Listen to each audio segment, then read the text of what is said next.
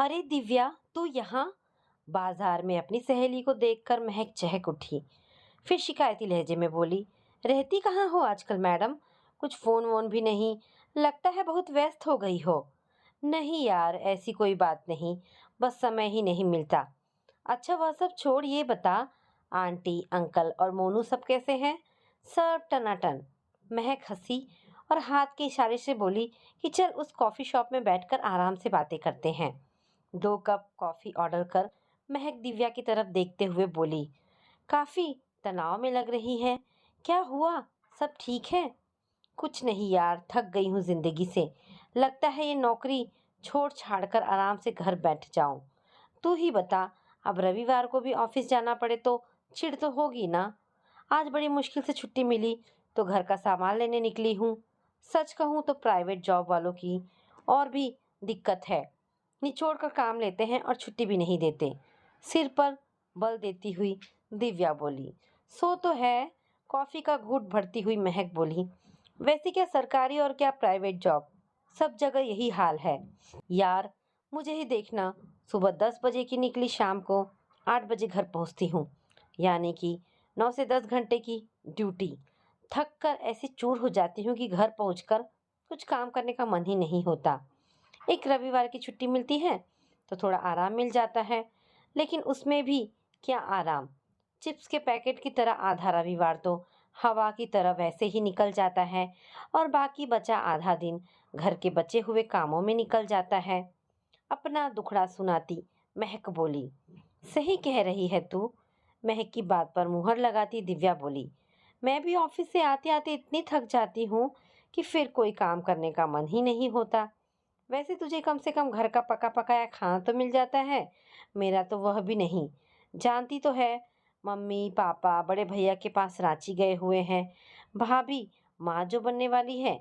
ये सुनकर महक कहने लगी कि क्यों ना हम तुम कुछ दिनों की छुट्टी लेकर कहीं घूमने चले। छुट्टी? पागल है क्या? दिव्या ने आंखें चमकाई। वो बुढ़ा खुसट मेरा बॉस छुट्टी मांगने पर ऐसा सड़ा सा मुंह बना लेता है जैसे मैंने उसकी प्रॉपर्टी मांग ली हो। कुछ सुनता ही नहीं है, बस अपनी ही हाँकता है, ये करो वो करो, आज ये काम पूरा होना ही चाहिए, वगैरह वगैरह। दिव्या की बात पर महक जोर से हंस पड़ी। वैसे सच कहूँ, कहीं घूमने जाने का मन तो मेरा भी हो रहा है, लेकिन छुट्टी की ही परेशानी है। अच्छा दुखी मत हो, महक ने उसका कंधा थपथपाते हुए कहा। हम दोनों सहेलियां लंबी छुट्टी लेकर सोलो ट्रिप पर कश्मीर घूमने चलेंगे। वो तो ठीक है यार, लेकिन सोचती हूँ इस जॉब के चक्कर में मैंने क्या कुछ खो दिया। मतलब? महक चौंक कर बोली, मतलब ये कि माँ पापा की बात मानकर अगर मैंने शादी कर ली होती तो शायद ज्यादा अच्छा होता। पति कमाता और मैं आराम से मजे करती। दिव्या की बात पर महक की हंसी छूट गई। हंस क्यों रही है? क्या गलत कहा मैंने? नहीं, हंस इसलिए रही हूँ कि कौन सा तू बुढ़ी हो गई है या तेरी शादी की उम्र निकल गई है जो ऐसी बातें कर रही है। 27-28 की तो है। कर ले शादी और ऐश कर पति की कमाई पर। महक को आश्चर्य भी हुआ था कि जो दिव्या हमेशा आत्मनिर्भर होने का ढोल पीटती थी और जिसने जॉब को हमेशा अपनी जिंदगी में प्रथम स्थान दिया, आज वही ऐसी बातें कर रही है। नहीं, मतलब नौकरी तो करूंगी ही करूंगी मैं, लेकिन अगर पति बहुत पैसे वाला हो तो पैसा जोड़ने की जरूरत नहीं पड़ेगी ना मुझे। समझ, आराम से उड़ाऊंगी और क्या। दिव्या हंसी और बोली, सोच रही हूँ इस बार मेरे मन मुताबिक कोई अच्छा लड़का मिले तो हाँ कर दूंगी शादी के लिए। ये ले, अब तुझ जैसी सर्वगुण संपन्न और सुंदर लड़की को अच्छे लड़के की क्या कमी।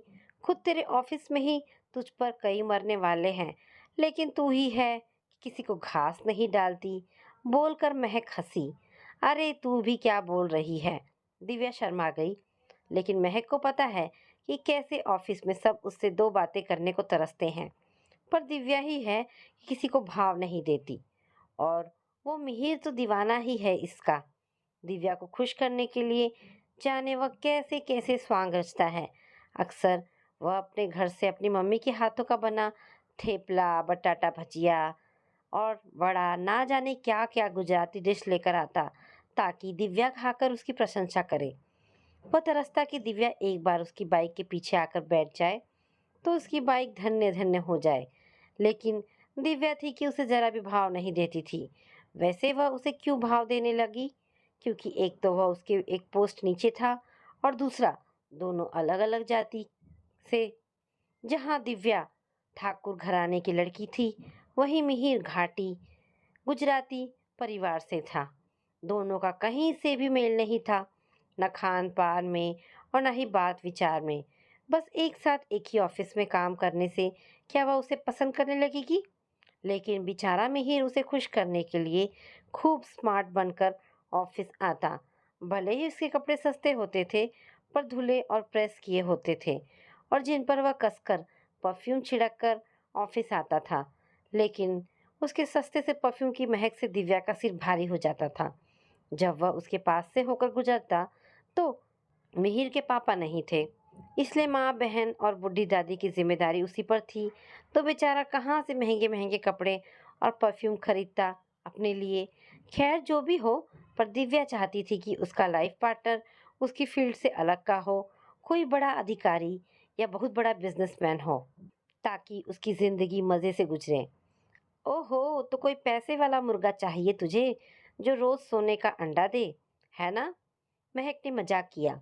हाँ यार, ऐसा ही कुछ, ताकि जिंदगी में स्ट्रगल ना करना पड़े मुझे। वैसे रिश्ते तो कई आए मेरे लिए, पर मुझे कोई खास जचा नहीं। दिव्या ने आज अपने मन की बात महक के सामने खोलकर रख दिया कि वह अपने लिए कैसा जीवन साथी चाहती है। एक लंबी सांस खींचती हुई दिव्या फिर बोली, काश हमारा भी समय मीनाक्षी जैसा होता तो कितना अच्छा होता। कौन, अपनी मीनाक्षी? महक बोली। अरे हाँ, हमारे कॉलेज की दोस्त मीनाक्षी, याद नहीं? हम उसकी शादी पर भी गए थे। कितना इतरा रही थी वो अपनी शादी पे। हाँ भाई, इतराए भी क्यों ना। इतने बड़े और पैसे वाले घराने में शादी जो हुई है उसकी, और उस पर भी उसका पति अपने माँ बाप का इकलौता बेटा है। सो सब कुछ तो उसका भी हुआ, है ना? और एक मैं, इतनी पढ़ लिख कर भी गधा मजूरी कर रही हूँ, बॉस की डांट खा रही हूँ। दिव्या बोल ही रही थी कि उसका फोन घनघना उठा। दिल्ली से उसकी माँ का फोन था। पूछ रही थी कि दिव्या ठीक तो है। दिव्या की माँ फोन पर उसका हाल चाल लेती रहती थी। माँ का फोन था, चिंता कर रही थी। महक की तरफ देखती हुई दिव्या बोली, तो वह कहने लगी कि हाँ माँ है ना, बच्चों की चिंता होती ही है। सो तो है। दिव्या ने सिर हिलाया, फिर बोली, जानती है, कल मैंने मीनाक्षी को उसके पति के साथ BMW गाड़ी में कहीं जाते देखा। क्या ठाठ है उसके, करोड़पति पति कम ड्राइवर है। यह बोलकर वह हंसी। हाँ, याद क्यों नहीं होगा, बल्कि हम तो अक्सर मिलते रहते हैं। महक बोली। पढ़ने में कितनी होशियार थी वह, याद है ना? क्लास में किसी भी सवाल का जवाब सबसे पहले वही देती थी। 12th में पूरे स्कूल में वही एक टॉप आई थी। उसे टीचर बनने का बहुत शौक था, तभी तो उसने बीए करने के बाद बीएड किया। लेकिन क्या फायदा हुआ इतनी पढ़ाई का? आखिरकार हाउसवाइफ ही बनकर रह गई ना। वही घर बच्चे पति की देखभाल करो, और क्या।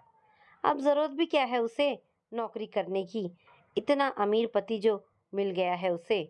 अब देखना, हम साथ में पढ़े हुए पढ़े, और वह कहाँ से कहाँ पहुंच गई, और हम वही ढाक के 3 पात। सुबह बैग उठाकर ऑफिस भागो और शाम में हाफते थकते घर पहुंचो। बोलकर दिव्या ठहाके लगाकर हंसी, तो महक को मुस्कुराना पड़ा। क्या हुआ, तू ऐसे चुप क्यों हो गई? मैंने कुछ गलत कहा क्या? नहीं। लेकिन एक गहरी सांस लेते हुए महक ने बात अधूरी छोड़ दी। फिर थोड़ा सीधे होकर बैठती हुई बोली, कभी कभी आंखों देखा और कानों सुना सच नहीं होता डियर। तुमने उसे उसके पति के साथ BMW में घूमते देखकर सोच लिया कि वह दुनिया की सबसे खुश लड़की है। लेकिन तुझे शायद नहीं पता कि उसकी लाइफ में क्या कुछ चल रहा है। एक बार उसने ही बताया था मुझे कि वो अपनी शादी से खुश नहीं है। अच्छा? दिव्या ने हैरानी से कहा। हाँ यार, बेचारे उसके माँ बाप ने अपनी इकलौती बेटी की शादी में अपनी सारी जमा पूंजी ये सोचकर लगा दी कि इतने बड़े बिजनेसमैन के इकलौते बेटे से उसकी शादी हो रही है तो बेटी उम्र भर सुखी रहेगी, उसे कभी किसी बात का दुख नहीं होगा। यहाँ तक कि उन्होंने लड़के वालों की सारी शर्तें भी मान ली। शर्तें? कैसी शर्तें? यही कि मीनाक्षी शादी के बाद जॉब करने का नाम भी नहीं लेगी और उसे उनके हिसाब से चलना पड़ेगा। अब बता, जहाँ इंसान को अपनी एक छोटी सी छोटी बात के लिए ससुराल वालों का मुंह ताकना पड़े, वहां कोई खुलकर सांस भी कैसे ले सकता है भला?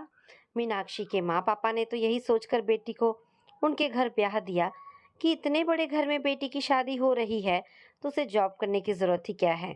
सही बात है, लेकिन इंसान की अपनी भी कोई जिंदगी होती है कि नहीं? शादी के बाद ना तो वो अपने ससुराल वालों से पूछे बिना अपने किसी सहेली से मिल सकती है, ना ही अपने मन का कुछ कर सकती है। यहाँ तक कि अपने माँ पापा से मिलने के लिए भी उसे पति और सास ससुर की इजाजत लेनी पड़ती है।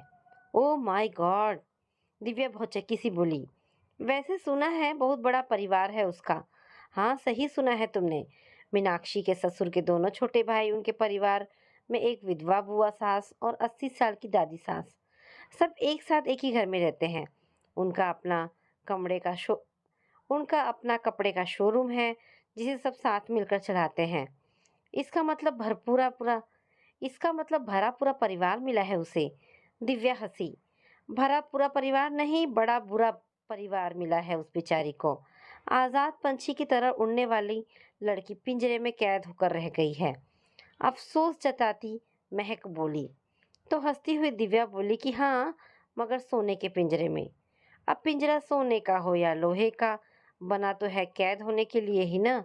एक सांस खींचती हुई महक बोली। चल अब चलती हूँ, कई बार मम्मी का फोन आ चुका है।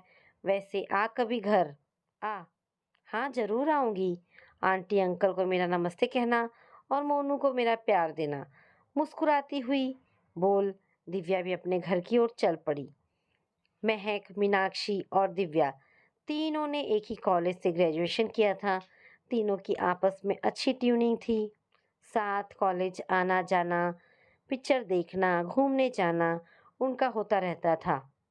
कॉलेज के बाद एमबीए कर जहां दिव्या को एक अच्छी कंपनी में जॉब मिल गई, वहीं मीनाक्षी एक स्कूल में टीचर बन गई और महक की शादी हो गई। लेकिन शादी के साल भर के अंदर ही उसका अपने पति से तलाक हो गया और अब वह अपने बेटे मोनू के साथ अपने माँ पापा के साथ रहती है।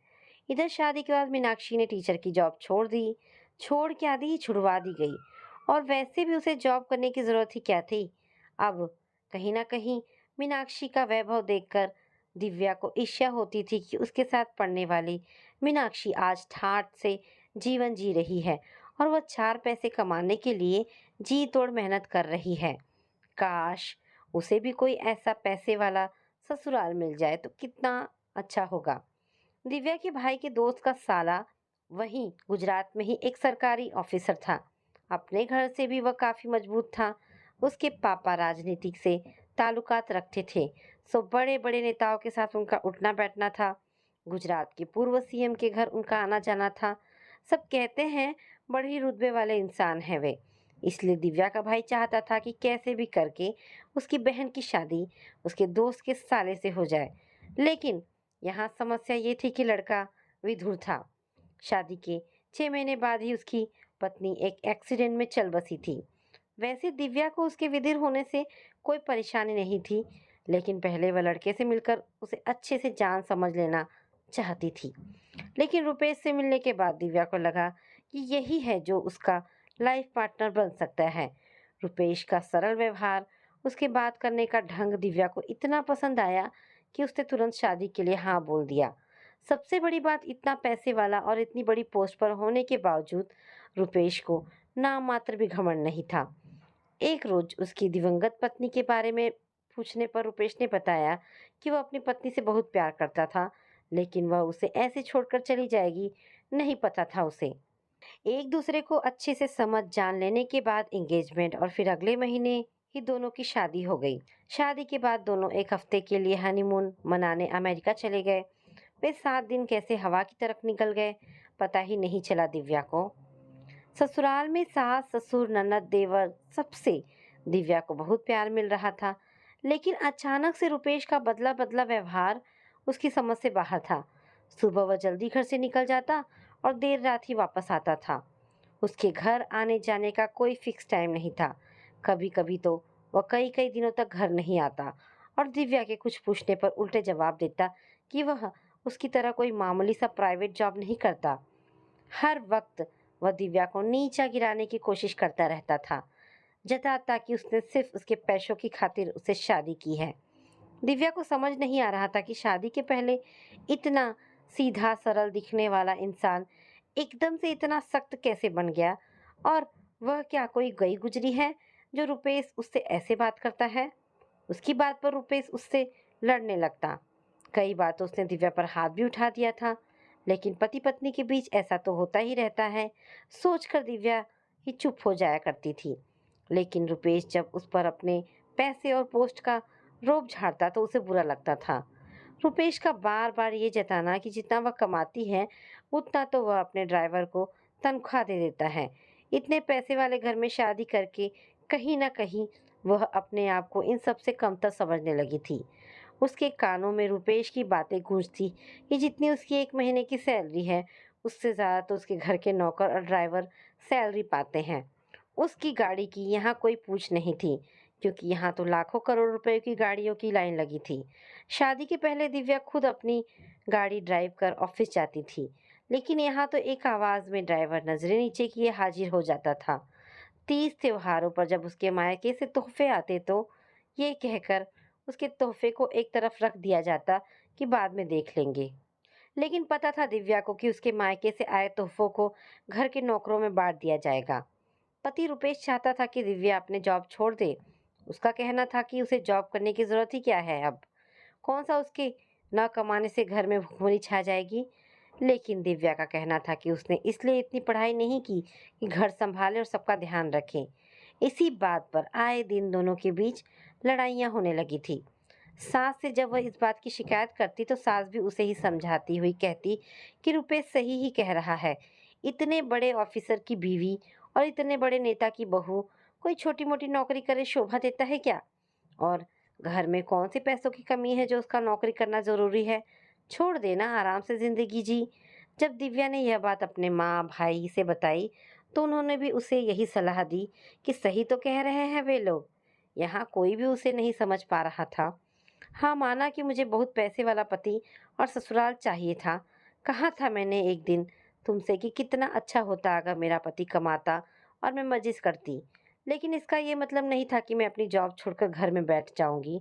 नहीं महक, मैं यूं अपनी आज़ादी को घर की चार दीवारी में कैद नहीं कर सकती। समझ न तू। अपनी सहेली का हाथ पकड़कर दिव्या सिसक पड़ी कि उसकी सोच कितनी गलत थी, और आज उसे मीनाक्षी का दर्द समझ में आ रहा था। मैं तो कहती हूँ तू रुपेश को समझा कि तू यह जॉब पैसे के लिए नहीं कर रही है।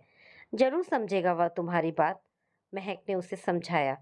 लेकिन दिव्या कहने लगी, नहीं तू नहीं समझ रही है महक। मेरा जॉब करना उन्हें अपनी इज्जत और रुतबे पर गाली नजर आता है कि इतने बड़े घर की बहू एक छोटी सी कंपनी में नौकरी करेगी। क्या कहेंगे लोग? तो क्या लोगों के लिए मैं अपनी आज़ादी को कैद कर दूं, चूल्हे में झोंक दूं, अपनी सारी डिग्रियों को? बोल। दिव्या की सास अब उस पर मां बनने का दबाव डालने लगी थी, लेकिन वो उसे कैसे समझाए कि जब पति पत्नी के बीच कोई रिश्ता ही नहीं बन रहा है तो मां बनने का सवाल कहाँ पैदा होता है। हनीमून से लौटने के बाद शायद ही दोनों के बीच शारीरिक संबंध बना होगा, और अब तो वह भी नहीं। एक दिन रुपेश के ऑफिस के बैग में उसे कुछ ऐसा मिला कि वह हैरान रह गई। बर्थ कंट्रोल पिल रुपेश के बैग में। लेकिन यह दवाई तो मैं नहीं खाती, फिर किसके लिए यह है? दिव्या का माथा घूम गया। तभी रुपेश का फोन घनघना उठा। वो बाथरूम में था, इसलिए दिव्या ने उसका फोन उठा लिया, और अभी वह हेलो बोलती ही थी कि सामने से किसी औरत का स्वर सुनकर वह चौंक गई। हेलो रुपेश, मैं अलीशा। सुनो, लगता है बर्थ कंट्रोल पिल तुम्हारे ही बैग में रह गई है शायद। प्लीज लेते आना, वरना आज रात तुम्हें भूखे ही सोना पड़ेगा। बोलकर वह महिला जिस तरह से हंसी, दिव्या को सारा मामला समझ में आ गया। अपना फोन दिव्या के हाथ में देखकर रुपेश ने झट से उसके हाथ से फोन छीन लिया और झिड़क कर बोला कि उसकी हिम्मत भी कैसे हुई उसका फोन उठाने की। मुझे कोई शौक नहीं है तुम्हारा फोन उठाने की, लेकिन एक बात सच सच बताओ, तुम्हारे बैग में ये बर्थ कंट्रोल पिल क्या कर रही है? दिव्या की बात पर रुपेश का चेहरा सफेद हो गया। और ये अलीशा कौन है? क्या चल रहा है तुम दोनों के बीच? बताओगे मुझे? क्यों बताऊं? होती कौन हो तुम मेरी पर्सनल लाइफ में दखल देने वाली? मैंने कहा था ना तुमसे, मुझसे ज़्यादा सवाल जवाब मत किया करो। अपने काम से काम रखा करो। तो क्यों नहीं समझती तुम यह बात? पर्सनल लाइफ तो क्या मेरा तुम्हारी ज़िंदगी पर कोई हक नहीं है? दिव्या ने तमतमाते हुए कहा। ज़्यादा गरमाने की ज़रूरत नहीं है, समझी? और वैसे भी तुम्हें ज़िंदगी में जो कुछ चाहिए था मिल गया ना, तो चुप रहो। शर्ट का बटन लगाते हुए रुपेश बोला। लेकिन आज दिव्या को अपने सवाल का जवाब चाहिए था और वह लेकर रहेगी, सोच लिया उसने। क्योंकि इससे पहले भी उसे कई ऐसे सबूत मिले थे रुपेश के खिलाफ, पर उसे लगा था कि सब उसकी खुशियों से जलते हैं, इसलिए उसे भड़काने की कोशिश कर रहे हैं। पर वे सब सही थे। उसके ऑफिस के ही एक दोस्त ने दिव्या को बताया था कि रुपेश का अपने ही ऑफिस की एक महिला के साथ सालों से नाजायज रिश्ता है। उस महिला का अपने पति के स्थान पर जॉब मिला है और इसके लिए रुपेश ने ही भाग दौड़ की थी। यह बात उसकी पहली पत्नी भी जानती थी, इसलिए दोनों के बीच झगड़े होते रहते थे। वह तो उसे पुलिस में ले जाने की धमकी देती थी। रुपेश के माँ बाप को भी पता है कि दोनों के नाजायज रिश्ते के बारे में, इसलिए उन्होंने रुपेश को उससे शादी करने से रोक दिया ताकि राजनीति में उनकी इमेज ना खराब हो। ठीक है, तो सुनो, मैं अलीशा से प्यार करता हूँ और उससे ही शादी करना चाहता था। लेकिन मेरे परिवार वाले ऐसा नहीं चाहते थे क्योंकि वह दूसरे धर्म से है। अगर मैं उसे शादी कर लेता तो मेरे पापा की राजनीति में इमेज खराब हो जाती। इस बार वे एमएलए के लिए खड़े हो रहे हैं। उन्हें जनता का पूरा सपोर्ट चाहिए। इसीलिए तुम अपना मुंह बंद ही रखना, वरना मुझसे बुरा कोई ना होगा। दिव्या को धमकाते हुए रुपेश बोला। मेरी पहली पत्नी को भी मेरे बारे में सब कुछ पता चल गया था, इसीलिए इसलिए तुमने उसका एक्सीडेंट करवा दिया ताकि तुम्हारा राज राज रहे। उसकी बात को बीच में ही काटती हुई दिव्या चिल्ला पड़ी। ज्यादा चिल्लाओ मत, समझी? रुपेश भी उसी रफ्तार से गरजा। तुम्हें क्या लगता है तुम्हारी सुंदरता पर रिझ कर मैंने तुमसे शादी की, या तुम्हारी वह 2 पैसे की नौकरी से मेरा पेट पलता इसलिए मैंने शादी के लिए हामी भरी?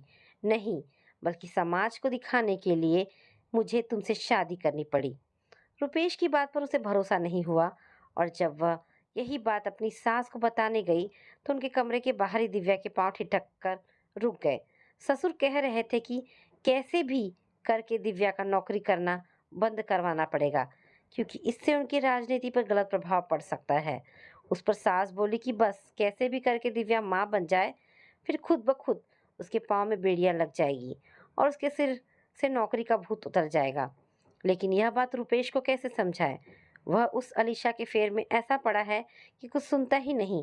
कहता है बहू चाहिए थी ना आपको, अब बच्चे की जिद मत करो मुझसे। ओहो, तो इन लोगों को ही पता है अपने बेटे के बारे में। दिव्या को तो माथा ही घूम गया कि कहाँ फंस गई वह। ऐशो आराम की जिंदगी जीने के लालच में वह सोने के पिंजरे में बंद होकर रह जाएगी। नहीं सोचा था उसने। रिजाइन लेटर तो नहीं दिया दिव्या ने, लेकिन इन लोगों के दबाव में आकर कह दिया कि उसने जॉब छोड़ दी। लेकिन अब उसका इस महल जैसे घर में दम घुटने सा लगा था।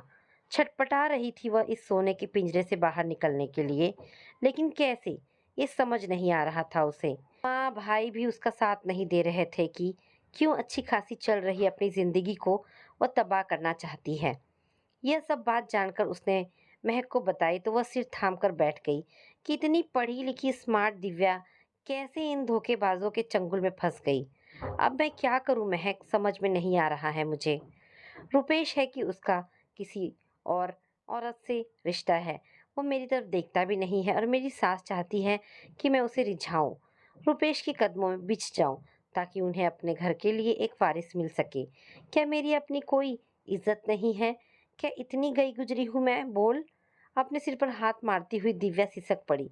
फिर बोली, नहीं पता था मुझे कि मेरी अच्छी खासी जिंदगी नरक बन जाएगी। मुझे तो लगा था रुपेश बहुत ही सुलझा हुआ इंसान है, वह मुझे बहुत प्यार देगा और उसके साथ मेरी जिंदगी आराम से गुजर जाएगी। लेकिन मैं गलत थी महक, मैं गलत थी। शादी से पहले उसने मेरी हर बात पर हाँ कहा, लेकिन सिर्फ अपने मतलब के लिए। राजनीति में अच्छी इमेज बनाए रखने के लिए उन लोगों ने मुझे मोहरा बनाया। वे चाहते हैं शो पीस में रखी गुड़िया की तरह मैं बस मौन रहूं। चाहते हैं जैसा वे लोग कहें मैं वही करूं। लेकिन मैं मोम की गुड़िया नहीं हूं कि जैसे चाहे मोड़ दे और मैं उफ भी ना करूं। नहीं चाहिए मुझे पैसा, ऐशो आराम, नौकर चाकर और करोड़ों की गाड़ियां। मुझे मेरी पहली वाली जिंदगी वापस चाहिए। महक, प्लीज़ कुछ कर। महक के कंधे पर सिर रखकर दिव्या फूट फूट कर रोने लगी। रोने से कुछ नहीं होगा समझी। अगर तुझे लगता है तू रुपेश के साथ खुश नहीं है तो तलाक क्यों नहीं ले लेती उससे। महक बोली, वही तो, वो मुझे तलाक भी नहीं देना चाहता, और अगर वह देना भी चाहे तो उसके परिवार वाले उसे ऐसा करने नहीं देंगे। जानती है क्यों? क्योंकि चुनाव जो सिर पर है। उसकी इस बात पर महक कुछ देर चुप रही, फिर बोली, तो यही तो समय है। अभी वे लोग अपनी इज्जत बचाने के लिए कुछ भी करेंगे। नहीं समझी? अरे तेरे ससुर एमएलए के चुनाव के लिए खड़े हो रहे हैं ना, तो तू कह कि अगर रुपेश ने तुम्हें तलाक नहीं दिया तो तुम की सारी काली करतूतें जनता के सामने खोल कर रख दोगी। उनके किसी भी झूठे आश्वासन में फिर मत आना। उनकी धमकी से भी मत डरना। अपनी बात पर अडिग रहना। वैसे तू कहे तो एक अच्छे वकील का नंबर दे सकती हूँ तुम्हें, उनसे बात कर ले। महक की बातों से दिव्या को बहुत बल मिला और हिम्मत भी, कि वह उनसे नहीं डरेगी अब। दिव्या ने जब रुपेश और उसके परिवार वालों के सामने अपनी बात रखी और कहा कि वे लोग अगर उसे एक खरोच भी पहुंचाने की कोशिश करेंगे तो उनके लिए अच्छा नहीं होगा। उनकी भलाई इसी में है कि रुपेश उसे तलाक दे दे। वकील के सामने तय हुआ कि रुपेश दिव्या को तलाक दे देगा, लेकिन चुनाव के बाद दिव्या अब उस सोने के पिंजरे से आज़ाद हो चुकी थी और पहले की तरह अपनी ज़िंदगी में वापस आ चुकी थी। ऑफिस से निकलते हुए जब उसकी नज़र मिहिर से टकराई तो उसने अपनी नज़र दूसरी तरफ फेर ली। मिहिर, क्या मैं तुम्हारी बाइक के पीछे बैठ सकती हूँ? घर छोड़ दोगे मुझे? ये बोलकर दिव्या मुस्कुराई। मिहिर ने उम्मीद भरी नज़रों से उसे देखा और फिर बाइक स्टार्ट कर मुस्कुरा पड़ा। तो दोस्तों, ये कहानी यहाँ पर समाप्त होती है। आशा करती हूँ कहानी पसंद आई होगी। अगर कहानी पसंद आई है तो प्लीज़ इसे लाइक एंड शेयर करें। दोस्तों, ऐसी ढेरों पारिवारिक और शिक्षाप्रद कहानी सुनने के लिए मेरे चैनल को प्लीज़ सब्सक्राइब करें। धन्यवाद दोस्तों।